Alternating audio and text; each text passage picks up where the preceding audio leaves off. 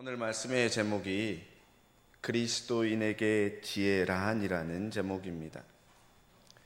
그리스도인에게 지혜가 무엇이라고 생각하십니까? 지식과 지혜는 조금 다릅니다. 지식은 정의나 정보나 개념을 아는 것이 지식입니다. 수학으로 따지면 공식, 원리, 인수분해, 피타고라스 정의 등 그런 정의를 아는 건데 벌써 머리가 아프신 것 같은데, 수학으로 따지면 지식이 그와 같은 겁니다. 지혜는 지식을 바르게 판단하고 적용하는 능력입니다. 좀 전에 이야기했던 그 공식들을 아는 것을 뛰어넘어서 주어진 문제에 적용하고 응용해서 푸는 능력을 이야기하는 겁니다.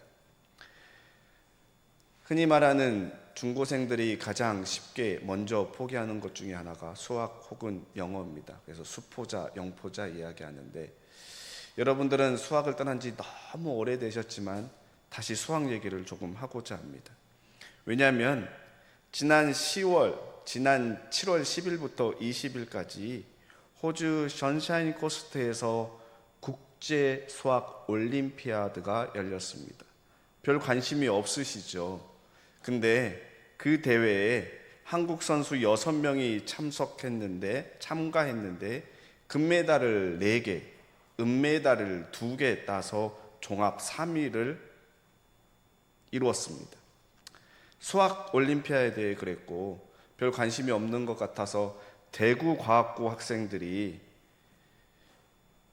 생물 올림피아드에 참석을 했는데, 생물 올림피아드도 4명의 학생들이 참가를 했어요.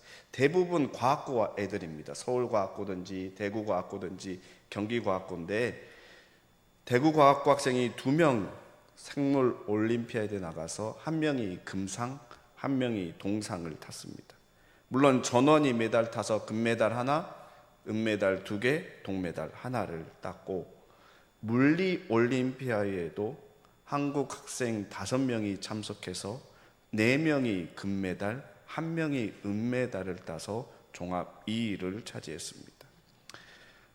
별 관심이 없는 것 같은데, 근데 제가 수학 올림피아드에서 주목할 만한 학생이 1명 있었습니다. 왜냐하면 보통 참가하는 학생들이 다 과학고 학생들입니다. 그리고 과학고 2학년, 3학년 학생들이 주로 참가를 합니다. 그런데 이번 수학 올림피아드에 참석한 학생 중에 1명이 중학생입니다. 중학교 2학년, 그것도 숙명여중 2학년입니다. 이과에 여학생들이 많이 참가하는 경우가 적다고 합니다. 그래서 수학 경시대회도 이번에도 8년 만에 1명이 참가를 했는데 마침 중학교 2학년 여학생입니다. 어떻게 참가를 했는가 확인을 해봤는데, 이 학생이 조금 남다른 가정 배경을 갖고 있습니다. 다른 것이 아니라 이 가정에서는 게임이라고 불리는 것들이 있는데, 그것은 다른 것이 아니라 하루 동안 아이들이, 이 중학교 2학년 학생이 윤혜원인데 둘째예요. 3자매가 있는데 학교에서 배우고 공부한 것들을 집에 와서 거실에 저녁에 앉아서 칠판을 한쪽에 뒀는지 학교에서 배운 것들을 하나 둘씩 이야기한다고 합니다. 그리고 부모와 함께 이야기하면서 문제들을 풀어가고, 또 어려운 문제가 있으면 좀 더 고민하고 부모는 힌트를 주면서 그 문제를 풀어가는 일종의 게임을 즐기는 가정이라고 합니다. 수학 문제는 올림피아드에 총 6문제가 나오는데 그걸 이틀에 걸쳐서 푼다고 합니다. 하루에 3문제씩 4시간 반, 다시 말해서 한 문제에 1시간 30분입니다. 별 관심이 없잖아요. 굳이 한 문제를 1시간 반 동안 풀어야 되나라고 하는데, 그 한 문제에 수많은 정의들이 들어가서 하나하나 풀어가는데 어쩌면 그 1시간의 반이라는 시간도 모자랄 수 있습니다. 그러함에도 불구하고 지혜를 이야기하면서 이 윤혜원 자매의 이야기를 하는 이유는, 그 가정이 하루 동안 학교에서 배운 것들을 풀고 부모와 함께 나누는 저녁의 시간들을 가졌다라는 겁니다. 이것을 우리 그리스도인에게 적용을 하면요, 그리스도인에게 지식은 성경을 아는 겁니다. 하나님을 아는 것, 성경 말씀을 읽는 겁니다. 예수님이 부활했고 이웃을 사랑해야 되고 원수를 용서하고 섬기는 그 모든 내용들은 지식으로 다 알고 있습니다. 그렇다면 지혜는 그것을 삶에 적용하며 실천하는 겁니다. 내가 얼마나 실천했는가? 윤혜원 학생의 가정의 집안 분위기를 기독교적으로 바꾸면 내가 알고 있는 하나님의 지식을 오늘 하루 동안 얼마나 적용했는지 온 가정이 집에 모여서 저녁에 이야기하는 겁니다. 내가 오늘 아침에 이 말씀을 알고 이걸 삶에 적용하려고 했는데 때로는 어려웠고 때로는 힘들었고 저 사람이 정말 미워서 도저히 사랑할 수 없었다라는 그 모든 이야기를 저녁마다 나누는 거예요. 온 가족이 저녁에 나누는 일들이 매일 지속된다고 생각해 보시면 어떠할 것 같습니까? 수학을 특별하게 잘하는 것이 아니라 우리의 삶 속에서, 우리의 가정 속에서 예수 그리스도의 향기가 자연스럽게 풍겨나는 겁니다. 그런데 이 이야기를 하면 한결같이 이야기합니다. 쉽지 않다고. 왜냐하면 민망하거든요. 안 하던 걸 하려고 하니까 쉽지 않습니다. 그리고 갑자기 예배드리게 다 모여 하고 이야기하면 대뜸하는 이야기가 평상시 하지도 않는 예배를 왜 갑자기 드리려고 하냐고 반감이 나게 일반입니다. 그런데 저녁 식사를 하면서 하나둘 이야기하기 시작하다면 상황은 달라지는 겁니다. 그냥 가정 속에서 식사하면서 나누는 대화 가운데 오늘 하루 내가 알고 있는 하나님의 지식을 얼마나 적용했는가, 그리고 혹시 어려움은 없었는가, 문제는 없었는가, 무엇을 기도해 줄까 묻는다면 그 가정이 하나님의 말씀이 지배하는 가정, 수학 올림피아드가 중요한 것이 아니라 우리의 모습 속에서 주님의 향기가 풍겨나는 겁니다. 유대인들은 자녀들에게 신앙교육을 어떻게 하냐면 안식일마다 부모가 자녀를 데리고 회당에 가서 토라를 암송시키고 탈무드를 가르치는 게 하나의 문화고 습관이 되었어요. 당연하게 받아들이는 겁니다. 다시 말해 매일 저녁에 그 이야기를 나누는 거 아니요. 일주일에 딱 하루 주일 저녁에 주일 예배드렸던 말씀의 은혜를 나누고 한 주간 어떻게 살 건지 나누는 것만 정착이 되어도 우리의 가정은 놀랍게 변화될 것입니다. 그리스도인에게 지혜는 하나님의 말씀을 삶에 적용하는 겁니다. 그저 알고 있는 지식으로만 멈춘다면 그 지식은 내 삶에 적용하는 것이 아니고 알고 있는 것으로 남을 판단하고 평가하는 도구로 사용하게 될 것입니다. 하지만 지혜는 나에게 하나님의 말씀을 적용하는 것이고 오늘 잠언 8장이 그 지혜에 대해 이야기하는 겁니다. 성경에서 지혜하면 떠오르는 인물이 한 명 있습니다. 다 알고 있듯이 솔로몬입니다. 솔로몬이 하나님께 일천번제를 드리고 하나님께서 너에게 무엇을 줄까 이야기했을 때 솔로몬이 구했던 지혜가 히브리어로 호크마인데 그 호크마 지혜가 오늘 저와 여러분들이 읽은 잠언 전체에 기록된 호크마 지혜라는 겁니다. 하나님께서 솔로몬에게 지혜를 주셨고 그 지혜로 이스라엘 백성을 다스리고 하나님을 경외하는 것이 어떠한 삶인지 기록한 말씀이 잠언이기에 성경 66권 중에 하나님이란 단어가 한 번도 나오지 않음에도 불구하고 하나님에 대한 것이 아니라 지혜에 대한 이야기가 잠언에 기록되어 있는 겁니다. 그러면 솔로몬의 잠언, 솔로몬의 지혜는 무엇인지 잠언 8장 22절에 보면 여호와께서 그 조화의 시작 곧 태초에 일하시기 전에 나 지혜를 가지셨으며 만세전부터 태초부터 땅이 생기기 전부터 내가 세움을 받았느니라고 기록하고 있습니다. 다시 말해서 지혜가 창세 전부터 하나님과 함께 있었는데 창세전에 하나님과 함께 있었던 것은 요한복음 1장 1절에 태초에 말씀이 계시니라 이 말씀이 하나님과 함께 계셨으니 이 말씀이 곧 하나님이시라. 다시 이야기하면 지혜는 말씀이신 하나님을 이야기합니다. 솔로몬이 지혜를 구했을 때 하나님께서 지혜를 주신 것은 곧 하나님께서 솔로몬과 함께 하셨다라는 이야기고, 하나님께서 솔로몬과 함께 하셨으니 솔로몬이 하나님을 경외하고 예배했던 겁니다. 그리고 하나님을 외면하는 순간 심판을 받게 되는 겁니다. 그 지혜가 오늘 8장에 사람처럼 의인화되어 표현되었는데 1절과 4절에 지혜가 사람들을 부릅니다. 그는 길가의 높은 곳, 내거리, 성문격, 문어기와 여러 출입하는 문에서 불러 이르되, 다시 말해 하나님께서 사람들을 불러 모으는데 사람들이 많이 모이는 곳, 모든 사람들에게 외치는데 그 외치는 소리는 다른 것이 아니라 명철하고 마음이 밝으라는 겁니다. 지혜가 무엇인지 8장 5절 이하에 이렇게 기록합니다. 내가 가장 선한 것을 말하리라. 진리를 말하며 내 입술은 악을 미워하니라. 내 입의 말은 다 의로운즉 그 가운데 굽은 것과 패역한 것이 없나니 너희가 은을 받지 말고 나의 훈계를 받으며 정금보다 지식을 얻으리라. 9절 지혜를 말하지만 결국 지혜, 하나님의 말씀이 우리의 삶에 적용이 되고 실천이 되었을 때 우리가 나타내야 될 행동들을 이야기하고 있습니다. 그리고 11절에 지혜는 진주보다 나음으로 원하는 모든 것을 이에 비교할 수 없다라고 이야기합니다.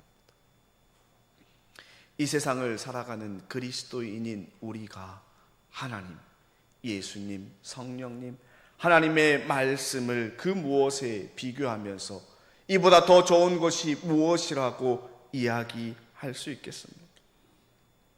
12절과 13절에 나 지혜는 명철로 주소를 삼으며, 명철은 하나님의 뜻을 밝히 깨달아 알아서 악을 버리고 의롭게 사는 것을 이야기합니다. 그래서 지식과 근신을 찾아 얻나니 여호와를 경외하는 것은 악을 미워하는 것이라. 명철로 주소를 삼으며 지식과 분별력으로 살아가다 보니까 여호와를 경외하는데, 여호와를 경외하는 삶은 다른 것이 아니라 악을 미워하는 것이며, 나 지혜는 여호와는 교만과 거만과 악한 행실과 패역한 입을 미워한다라고 이야기합니다.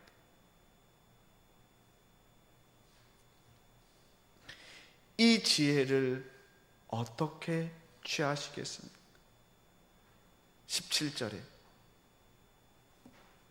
지혜를 사랑하는 자들이 지혜의 사랑을 입으며 지혜를 간절히 찾는 자가 지혜를 만날 것이라. 지혜를 하나님으로 바꿔서 읽으면 하나님을 사랑하는 자들이 하나님의 사랑을 입으며 하나님을 간절히 찾는 자가 하나님을 만날 것이니라. 무엇을 좋아하고 무엇을 사랑하고 무엇을 찾고 있습니까? 우리는 좋아하는 것에 많은 시간을 보냅니다. 수학올림피아드 나가서 상을 받은 아이들, 물리, 생물 나간 아이들은 수학이 좋고 물리가 좋고 생물이 좋아서 그 공부하는 시간들이 많아서 그와 같은 결과를 얻은 겁니다. 드라마를 좋아하는 사람은 드라마를 오래 보고, 유튜브를 좋아하는 사람은 유튜브를 끊임없이 보고, 게임을 좋아하는 아이들은 게임을 하루 종일 하고, 술과 유흥을 좋아하는 사람들은 술과 유흥업소에서 수많은 시간들을 보내는 겁니다. 반대로 하나님을 좋아하는 사람은 하나님을 찾고 하나님을 만나고자 노력하는 겁니다. 그러면 여호와를 경외하게 되고, 여호와를 경외하다 보니까 세상 것들을 하나 둘 멀리하게 되는 겁니다. 그런데 우리는 현실적으로 어렵다, 쉽지 않다라고 이야기합니다. 그런데 18절 이하에 이렇게 기록합니다. 부귀가 내게, 지혜에게, 하나님께 있고 장관, 재물과 공의도 그러하니라.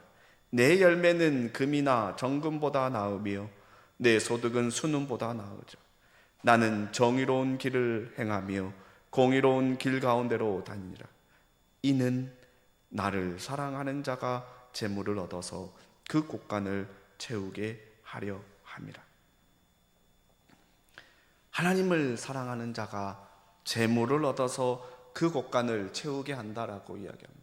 그러면 우리는 이 말씀을 듣고 그래, 하나님을 사랑하면 재물이 채워진다고 했으니까 하나님을 사랑하게 되는데, 이것은 재물이 채워질 걸 바라고 하나님을 사랑하는 것, 재물을 보고 주님을 사랑하는 것이 아니라 주님을 사랑하다 보니까 재물이 채워지는 것은 다르다라는 이야기입니다. 이 이야기를 하면 수많은 사람들이 여전히 현실적으로 재물을 더 생각하게 된다라고 이야기합니다. 주님을 사랑하는 목적이 재물이 아니라 정말 주님을 사랑해야 되는데 우리는 쉽지 않다고 이야기합니다. 그래서 예수님께서 이 땅에 오셔서 하신 말씀이 마태복음 6장에 기록되어 있습니다. 마태복음 6장 19절과 21절에 보면 너희를 위하여 보물을 땅에 쌓아두지 말라. 거기는 좀과 동록이 행하며 도둑이 구멍을 뚫고 도둑질하니라. 오직 너희를 위하여 보물을 하늘에 쌓아두라. 거기는 좀이나 동록이 해하지 아니하며 도둑이 구멍을 뚫지도 못하고 도둑질도 못하니라. 내 보물 있는 그곳에 내 마음도 있느니라. 재물을 이야기하고 돈을 이야기하면 참 예민합니다. 그리고 들으려 하지 않고 나름대로의 기준을 정해놓고 나름대로의 정해진 판단의 신앙생활을 하는데, 그 판단은 주님께서 하실 것이고, 저는 여러분들에게 이야기합니다. 여러분들의 보물을 땅이 아닌 하늘에 쌓아두라고 이야기합니다. 보물은 돈이라 생각할 수 있지만 아니요, 돈이 될 수도 있지만 아닐 수도 있습니다. 누군가 가장 소중하게 여기는 시간이 보물일 수 있고, 누군가에게는 가장 소중하게 여기는 자녀가 보물일 수 있고, 누군가에게는 꿈과 비전이 보물이 될 수 있습니다.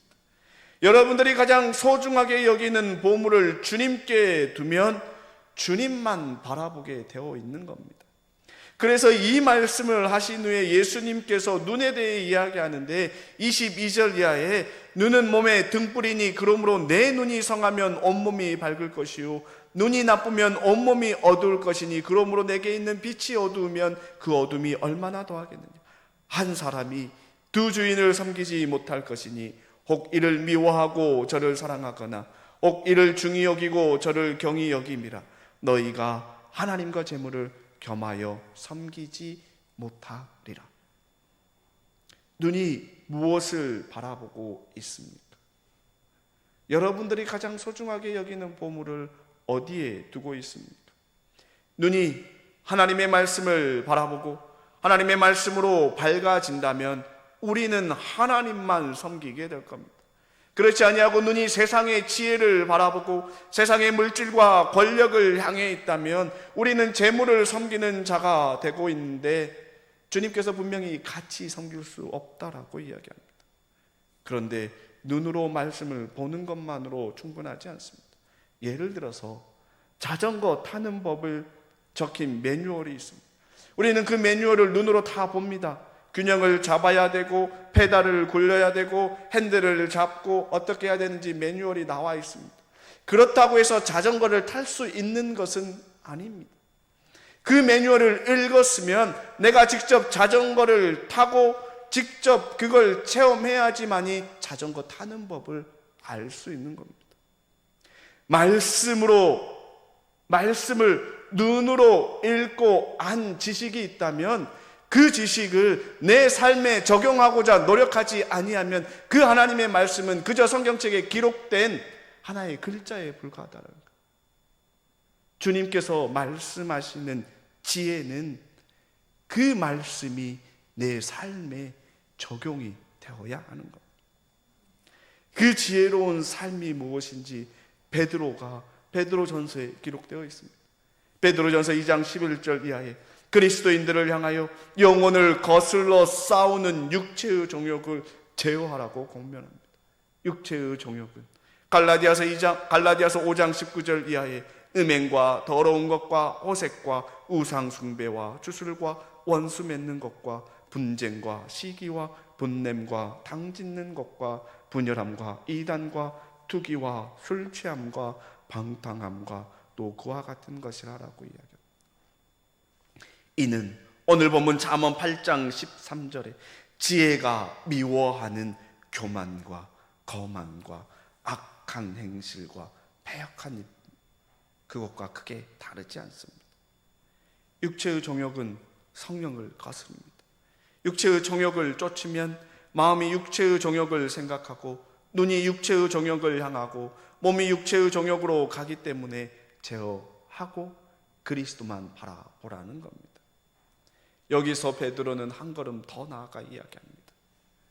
행실을 선하게 가져 너희를 악행한다고 비방하는 자들로 하여금 너희 선한 일을 보고 오시는 하나님께 영광을 돌리게 하려 함이라라고 권면합니다.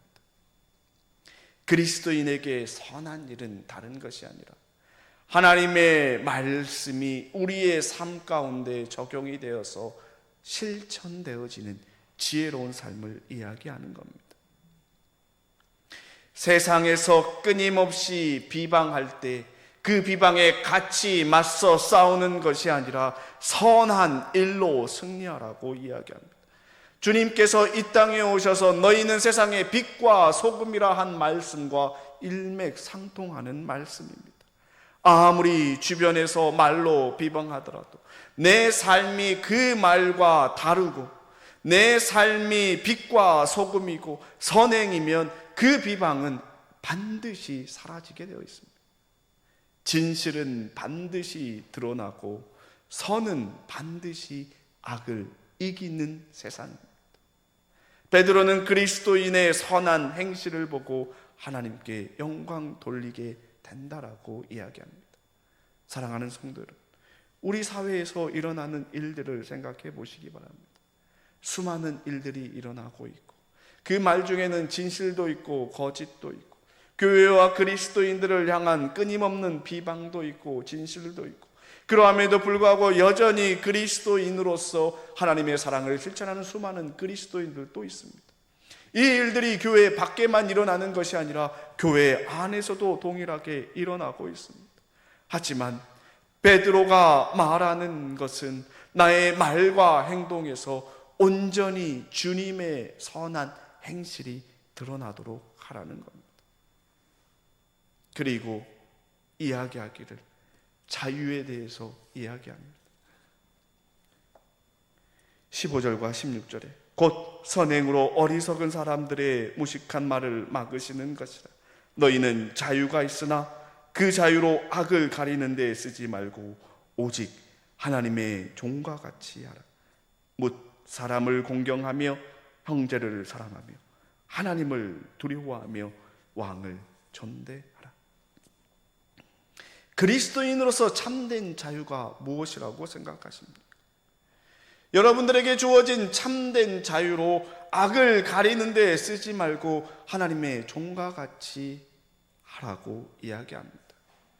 진리를 알지니 진리가 너희를 자유케 하리라. 일부 몇몇 그리스도인들은 나는 하나님의 택한 백성이고 하나님 앞에 회개하면 되고 그 무엇도 나는 하나님의 사랑을 끊을 수 없기 때문에 마음대로 행동하는 그 모습 속에서 누군가가 상처받는다면 그것은 자유가 아니라 방종이라는 겁니다. 그리스도인들에게 요구되어지는 진정한 자유는 남들을 시험 들게 하는 것이 아니라 내가 좀 절제하고 하지 아니하더라도 선한 행실로 내 모습 속에서 그리스도의 모습을 볼 수 있게 하는 삶을 살아가는 겁니다. 모든 것을 품고 포용하는 사람, 눈에 거슬리는 것들이 왜 없겠습니까? 분명히 있을 겁니다. 있지만 그러함에도 베풀고 그러함에도 주님께서 나를 사랑하신 그 사랑으로 품는 봉산의 성도님들 되시기를 축원합니다. 그리스도인에게 참된 지혜는 하나님이고 하나님의 말씀입니다. 하나님의 말씀인 성경을 읽고 묵상하고 기도하면 우리가 어떻게 살아가야 할지 너무나 세세하게 알려줍니다. 디모데후서 3장 15절과 16절에 또 어려서부터 성경을 알았나니 성경은 능히 너로 하여금 그리스도 예수 안에 있는 믿음으로 말미암아 구원에 이르는 지혜가 있느니라. 모든 성경은 하나님의 감동으로 된 것으로 교훈과 책망과 바르게 함과 의로 교육하기에 유익하니라. 구약에 기록된 잠언 한 장 한 장 읽어보면 그 모든 말씀이 우리로 하여금 이 땅에서 살아가야 할 교훈이요 책망이요 바르게 함이요 의로 교육하는 말씀입니다. 그리고 예수님께서는 재물을 바라보지 말고 보물을 하나님께 두라고 말씀하신 것은 하나님의 말씀을 읽고 하나님께서 주시는 꿈과 비전을 품고 이 세상을 살아가라는 겁니다. 얼마나 자주 하나님의 말씀을 읽고 내 삶에 적용하며 살아가고 있습니까? 세계적인 피아니스트 루빈스타인이 자신이 피아노를 잘 치는 비결에 대해 이렇게 이야기합니다. 매일매일의 연습에 있습니다. 하루를 연습하지 않으면 내가 알고, 이틀을 연습하지 않으면 비평가들이 알고, 3일만 연습하지 않으면 전 세계 청중들이 다 내 피아노 소리에 문제가 생겼다는 것을 압니다. 이를 두고 우리 그리스도인들은 이렇게 적용합니다. 하루 하나님의 말씀을 읽지 않으면 내가 알고, 이틀을 읽지 않으면 내 가족이 알고, 3일만 읽지 않으면 주위 사람들이 내 신앙에 문제가 생겼음을 알게 됩니다. 그리스도인으로서 하나님의 말씀을 가까이 하고 하나님의 말씀을 내 삶에 적용하는 지혜로운 그리스도인들이 되시기를 축원합니다. 그저 지식으로만 하나님의 말씀을 아는 것이 아니라 성령이 내 안에 계신다면, 아니 내 안에 계신 성령님의 끊임없는 외침, 너의 말과 행동에 내 얼굴이란다라는 그 음성을 듣고 행하는 봉산의 성도님들 되시기를 주님의 이름으로 축원합니다. 시간 함께 한 목소리로 기도하기를 소망합니다.